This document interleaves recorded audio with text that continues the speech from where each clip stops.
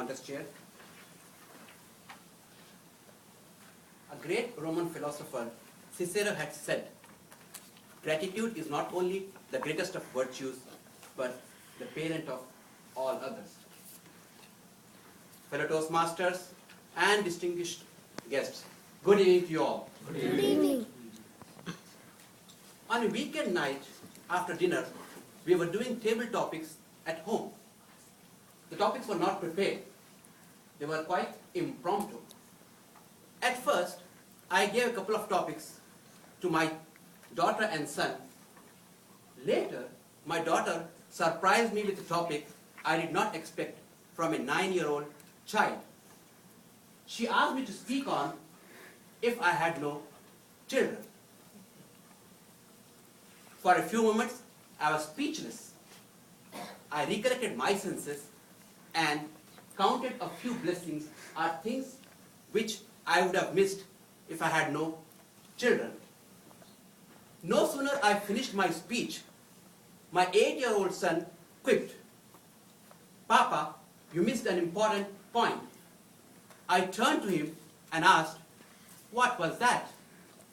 He replied, "You didn't say who would take care of me when I grow old if I had no children." I was deeply touched and felt the most luckiest father on this planet. I wish and hope that he takes care of me if I live that longer. But many are not that fortunate. According to a survey conducted recently in India, 1 in every 3 senior citizens or elderly people is abused. The situation might be different, but no country, no city, no place is free from this malaise. In a few reprehensible cases, and I say most reprehensible cases, children abuse parents, snatch their properties and abandon them. While in less cruel cases, they just shy away from the responsibility and leave them alone. As human beings, all of us need attention. So do the elders. In fact, like children, they need more attention. They get restless and impatient quickly. This irritates children and they start neglecting them. And here, the vicious circle ensues. Let me recall a story which someone had quoted in his lecture on care for elderly. A father who was living in a different town calls up his son and asks him if he could come and stay with them over the weekend. The son at first tries to evade him, but ultimately agrees. The father somehow makes his son come along with him for a walk. After they finish walking, they sit down on a bench. The father sees a bird on a tree and asks his son, "What is that bird?" The son replies, "That's a parrot."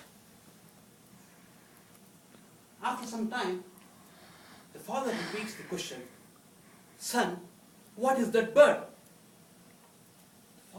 The son now raises his brows and retorts in a heavy voice, "I just told you, that's a parrot." "Oh my goodness, you started forgetting things now? I had just changed your eyeglasses last month and still can't see properly." The father keeps silence, and when they return home, he pulls out an old diary from his bag and turns its decrepit pages and hands it over to his son to read. That relevant page read, "Today was Sunday and I had taken my 4-year-old son to a park near my house. He was very excited to see a parrot and kept asking its name. I was very happy to see his enthusiasm and kept repeating, 'Parrot, parrot, parrot,' until we reached home." And many of you might have heard or read the story of a one-eyed woman whose son hated her the most and felt embarrassed with her presence around him. He did not allow her to enter his home, thinking that she would scare his children.